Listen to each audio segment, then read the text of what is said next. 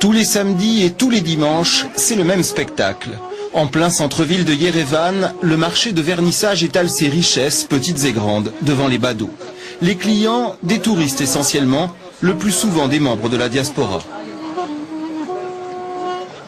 Sur les étals, l'offre n'est pas très abondante. L'argent vient de l'étranger. À lui seul, le marché de vernissage offre un bon aperçu de l'économie arménienne.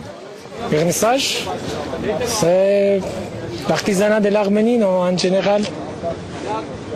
Comme vous voyez, il y en a plein de choses qui ça se vend bien ici pour les touristes. Est-ce que le commerce marche bien en ce moment? En général, oui, non, cette année un peu dur. Un peu dur cette année. C'est la crise ici aussi? Peut-être ça veut dire que c'est la crise qui est arrivée en Arménie aussi. Dire que la crise économique mondiale n'a pas épargné l'Arménie est un euphémisme. En un an, le pays a perdu 15 points de croissance. L'économie locale, fortement dépendante des économies russes, américaines, françaises, a subi le choc de plein fouet. Crise? Quelle crise? Chez Noyan, c'est un mot que l'on ne connaît pas. Cette entreprise qui fabrique jus de fruits, confitures et conserves est née il y a 10 ans sur les décombres de l'Empire soviétique. Aujourd'hui, Noyan emploie 200 personnes et exporte ses produits dans le monde entier. Quand j'ai acheté cette entreprise, c'était un hangar de réseau téléphonique. Il n'y avait rien. Il y a 10 ans, en mai 99, nous sommes partis de zéro. Nous avons acheté une chaîne de production suédoise et résultat aujourd'hui, l'entreprise est florissante.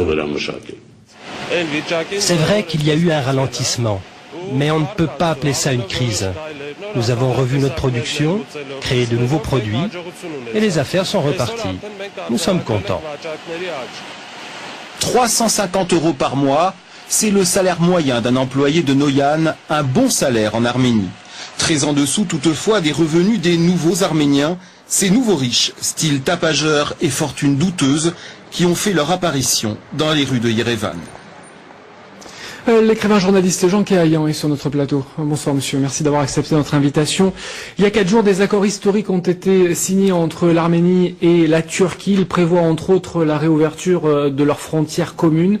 Est-ce que justement, et pour rester dans le sujet que l'on vient de voir, le fait de s'ouvrir vers ce pays en particulier qui est l'ennemi héréditaire, ça peut être une bouffée d'oxygène économique?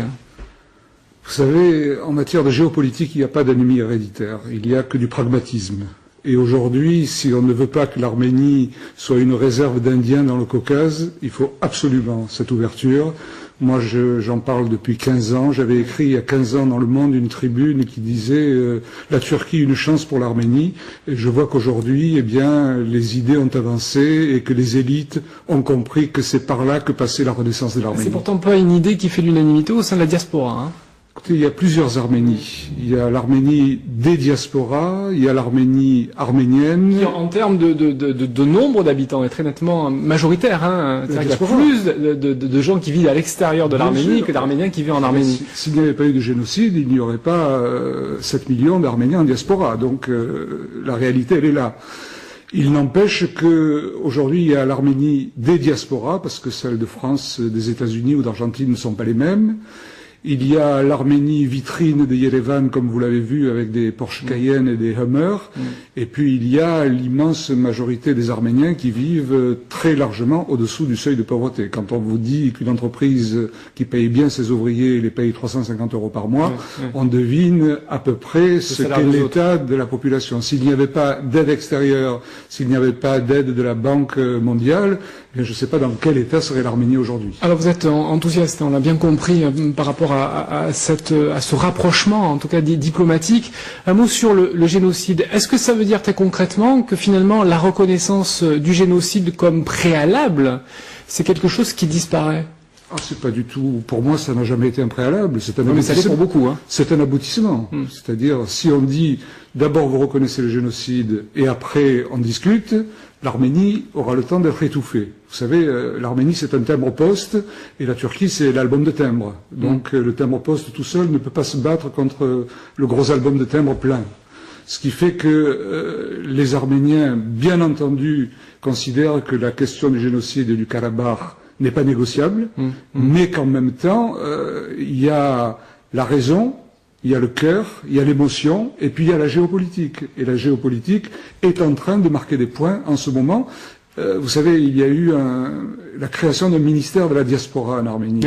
C'est vrai qu'on a vu hier dans le reportage de... Ce qui semble assez curieux d'une certaine manière, mais s'il y a un ministère de la diaspora, c'est uniquement parce que les autorités arméniennes se sont rendues compte que sans la diaspora, elles sont étouffées. On a vu cette entreprise Noyan de la famille Gazarian, c'est 200 employés. C'est pas une entreprise de 200 employés qui fait tourner un pays. Et des entreprises de ce genre-là, mais il y en a pas beaucoup. Si on considère que l'industrie phare, c'est celle du cognac qui fait travailler beaucoup les vignerons, eh bien, c'est Ricard. Merci beaucoup. On sait que vous êtes un fervent défenseur de la paix. D'ailleurs, demain, au Conseil régional, vous avez réuni 350 lycéens qui vont venir vous entendre parler de ce thème qui vous est cher. Et vous serez accompagné, entre autres, de Plantu, qu'on a eu le grand plaisir de recevoir sur ce plateau. Merci beaucoup, Jean-Pierre.